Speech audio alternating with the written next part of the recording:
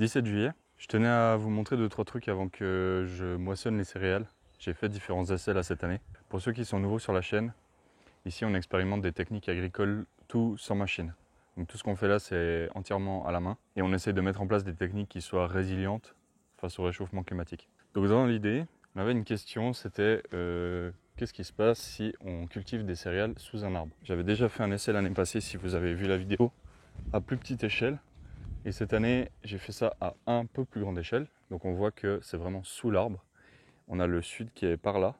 Donc le soleil se lève là, on est le matin, il se couche là-bas. Et en fait, les céréales ont eu du soleil jusqu'au mois de mai parce que le noyer fait ses feuilles que en fin de mois de mai. Et ça veut dire que depuis la fin du mois de mai, la seule lumière qui atteint ces céréales, c'est la lumière que vous voyez là.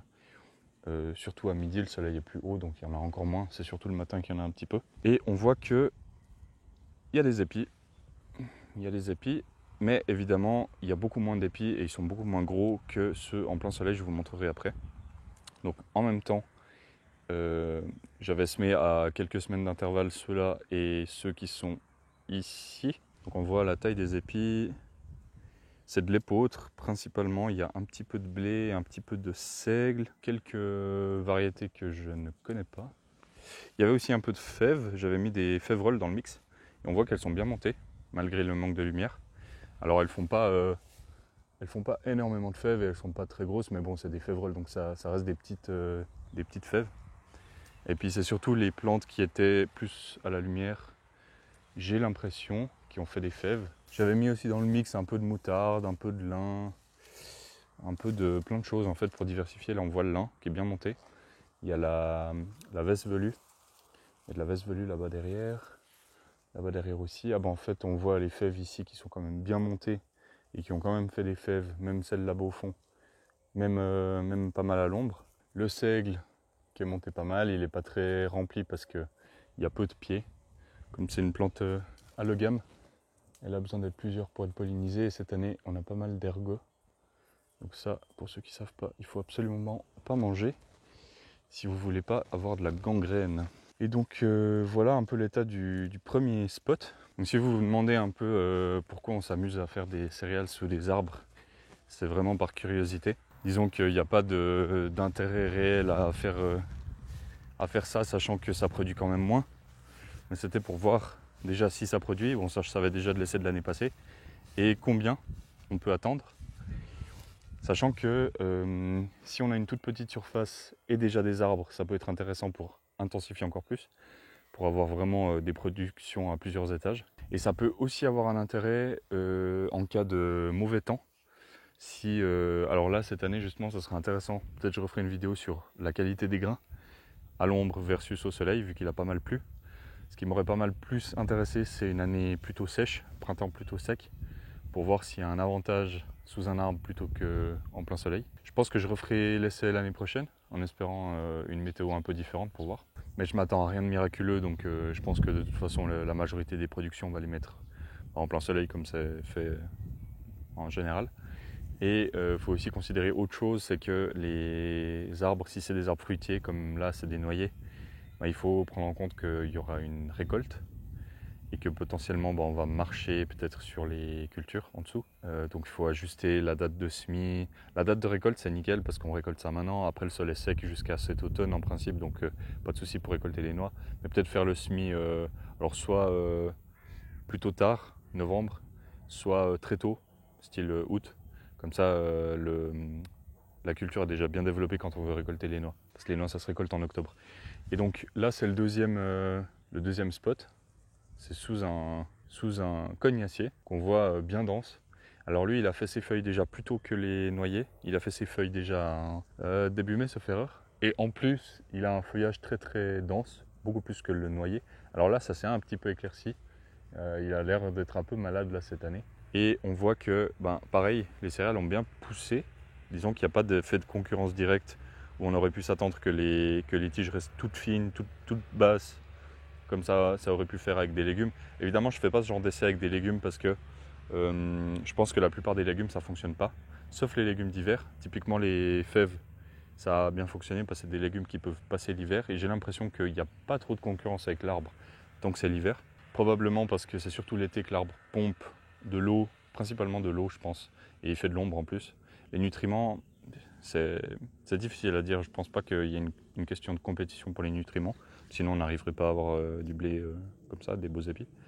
Mais c'est plus l'eau et la lumière qui fait que, alors les légumes d'été on oublie, peut-être les légumes d'hiver ça peut le faire, peut-être des salades, peut-être tout ce qui est radis, ouais, panais, etc. Ça peut le faire à mon avis. Bref, là il y avait aussi de la moutarde, il y avait aussi des radis fourragés du coup, qui ont quand même pas mal poussé. Maintenant c'est tout ça qu'on voit plus trop, on n'arrive plus trop à distinguer. C'est peut-être pas trop visible sur vidéo, mais ce que je peux vous dire c'est que je ferai un peu la mesure du rendement. Mais j'ai quand même l'impression que les épis ici sont quand même beaucoup plus éparses que là-bas. Et là-bas, c'est beaucoup plus éparse qu'au soleil. Et ce qu'on peut voir, c'est que là, on se met vraiment totalement à l'ombre. Et qu'il n'y a pas du tout de soleil parce que le soleil se lève là, il fait comme ça, comme ça, comme ça, comme ça. Et boum, il se couche là-bas. Ce qui fait qu'il n'y a à aucun moment de la journée un plein soleil. Et on voit que les épis sont quand même très très petits. Même si la plante en soi est relativement bien développée, elle a très peu de talée. Ça, c'est peut-être aussi dû à l'automne un peu sec en début d'automne. Mais les épis, il y en a très peu au mètre carré, ils sont tout petits, enfin, il n'y a pas photo quoi. Et maintenant, on va aller voir les épis en plein soleil qui ont donc été semés, sauf erreur, quelques semaines plus tard que ceux sous les arbres. Mais ça change pas grand-chose sur la grosseur et la qualité des épis. Et on voit, c'est assez classique quoi. C'est un peu le genre de densité et de grosseur de grains qu'on peut attendre pour un champ en plein soleil. J'ai fait qu'une ligne. Je vous expliquerai dans une autre vidéo pourquoi. Quel est mon but derrière cet agencement en ligne. Et on voit que, ouais, c'est un peu le jour et la nuit. Il y a beaucoup plus d'épis, ils sont beaucoup plus gros, beaucoup plus développés, il y a plus de paille, plus de densité que là-bas à l'ombre. Ce qu'on peut remarquer aussi, c'est qu'ils sont plus précoces. Là, c'est normal, quoi. On est mi-juillet, donc c'est normal, ça va bientôt être la moisson. Par contre, là-bas, on voit qu'ils sont encore un peu verts. Donc ça a retardé un peu la maturité. Je crois pas que ce soit un avantage. Le seigle. D'ailleurs, le seigle, ça peut être une strate pour éviter qu'il verse.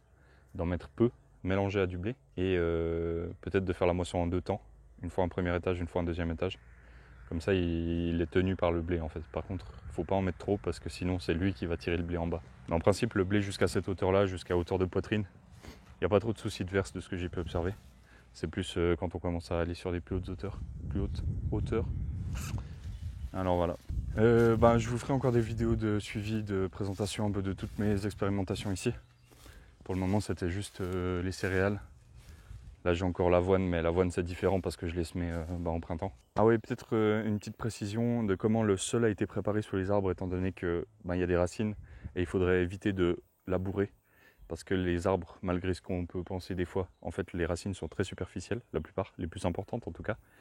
Et labourer sous un arbre, ça pourrait flinguer l'arbre. Donc c'est très important de faire, si vous voulez faire ce genre de pratique, comme moi, de plutôt pailler. Ou occulter avec une bâche, n'importe. Là j'avais paillé en début d'été l'année passée et semé donc à l'automne. J'avais juste gratouillé un tout petit peu la surface pour semer, pour que les graines soient mélangées à la terre. C'est vraiment important de pas travailler le sol. Un autre constat aussi, les fèves ici, févroles, qui sont montées à 1,5 m à peu près, elles ont été semées en même temps que les févroles qui sont là-bas, que je vous montre pas parce que j'en ai honte, qui sont restées, elles n'ont pas dépassé 50 cm. Et mon hypothèse c'est que, en fait, alors ça peut être un avantage. Mais qu'ici le démarrage est plus précoce qu'en plein soleil. Pourquoi ? Probablement parce que lui, il joue un rôle de tampon thermique. L'hiver, c'est que le rayonnement infrarouge ne peut pas s'évacuer aussi bien que s'il y a du ciel dégagé en dessus de la tête des cultures. Ce qui fait que la chaleur accumulée pendant la journée a tendance à plus rester.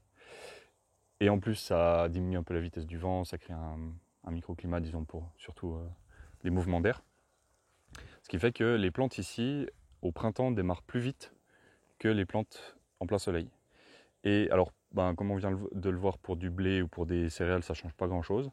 Par contre, pour des fèves qui sont un peu sensibles au froid, l'hiver s'il fait trop froid, elles tirent un peu la gueule.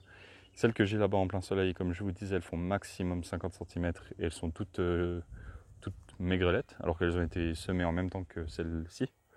Et celles-là se sont développées beaucoup mieux, elles sont restées en bonne santé tout l'hiver, probablement parce qu'elles ont eu un peu plus chaud. Donc ça peut aussi être une idée si on a des plantes, soit des plantes vivaces, soit des annuelles qui n'aiment pas trop les hivers frais, de les mettre sous les arbres, pourquoi pas. Allez, je vous laisse et on se retrouve prochainement, j'ai pas mal de trucs à vous montrer.